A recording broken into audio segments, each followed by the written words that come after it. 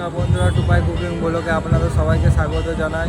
আজকে সুখবাজারে আসলাম। আজকে শ্রাবণ মাসের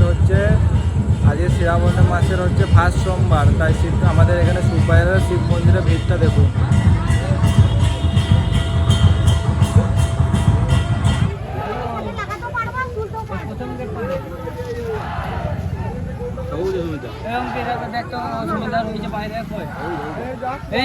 আমি দেখে নিয়েছি। ওমা, কি রান্না করছো? সর্ষে সর্ষে গন্ধ হচ্ছে। সর্ষে দিয়ে ইলিশ মাছ হয়ে গেছে, রান্না এখনই হয়ে যাবে। দেখি খুলো তো ঢাকনাটা। হাঁড়িতে?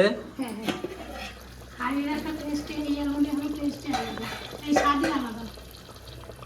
এই অ্যালুমিনিয়ামের হাঁড়িতে যদি সর্ষে ইলিশ করি না, খুব স্বাদ লাগে। কালারটা তো খুব দারুণ লাগছে। হ্যাঁ, তো কাঁচা জিরে বেটে, তারপর কাঁচা জিরে বেটেছি, হ্যাঁ কাঁচা লঙ্কা বেটেছি, হ্যাঁ আর সেই সাদা সর্ষেটা এনেছি। হ্যাঁ, ওই সর্ষে দিয়ে কাঁচা তেল দিয়ে একসঙ্গে সব নুন হলুদ মেখে এই হাঁড়ির মধ্যে দিয়ে দিচ্ছি, দিয়ে ঢেকে রেখেছি ভাপে। ইলিশ মাছ তো ভাজতে হয় না? না, ওই ভাপে হয়ে যায়। এই ঢেকে রেখেছিলাম তো, ওই ভাপে হয়ে গেছে ভাই। হয়ে গেছে না? খুব সুন্দর, কালারটাও খুব সুন্দর এসছে না? সব বেটেই করেছি, ঠিক আছে। হলুদ বাটা, কাঁচা জিরে বাটা, কাঁচা লঙ্কা বাটা, সব বেটে জিনিসটা আমি করেছি। বেশ, তোমরা খাওয়া দাওয়া করো, আমাকে বাবা ডাকলো, আমি দোকান থেকে আসি। বেশ, ঠিক আছে, দোকান করে আসো গিয়ে। থাক, এসে খাওয়া দাওয়া করবো আমি। হ্যাঁ, খুব সুন্দর কালার এসছে গো। কালার এসছে, দেখে মনে হচ্ছে খুব স্বাদ হবে, খুব স্বাদ। ইলিশ মাছের এইখান থেকে কোথা থেকে গন্ধ হলো? আমি সর্ষে সর্ষে গন্ধ পাচ্ছি বাইরে থেকেই। আসবে তো গন্ধ। সর্ষে ইলিশ যখন রান্না হয় না, খুব সুন্দর গন্ধ আসে। আর অর্ক তো সেই কাটা বাঁচতে পারে না, তাও মানে এক পিসের জায়গায় 2 পিস খায় অর্ক। খুব কাটা। আমিও অত কাটা বাঁচতে পারি না, কিন্তু ও ঠিক বেছে নেয়, আমার থেকে ভালো বাঁচে অর্ক।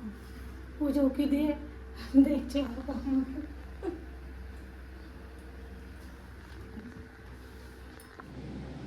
সর্ষে ইলিশ হাঁড়িতে রান্না করেছে আজকে মা, তো খেয়ে দেখি কেমন হয়েছে। তো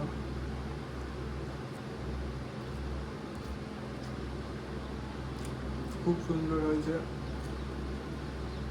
মাছটা খেয়ে দেখি একটু।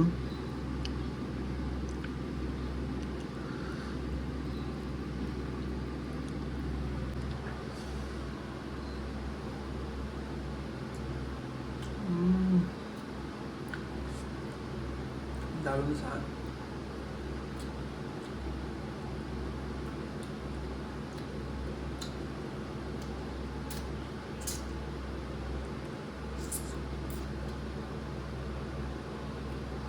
এইভাবে রান্না করে দেখবে, মাটির হাঁড়ি বলছি, এমনি হাঁড়িতে খুব সুন্দর হয়েছে। আমি তো বাইরে থেকে রান্না তো দেখাতে পারিনি, আজকে বাইরে থেকেই গন্ধ পেয়ে গেছি যে সর্ষে কিছু রান্না করছে, তো খেয়ে দেখছি দারুণ হয়েছে।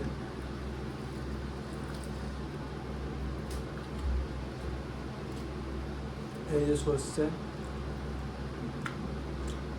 দারুণ লাগছে।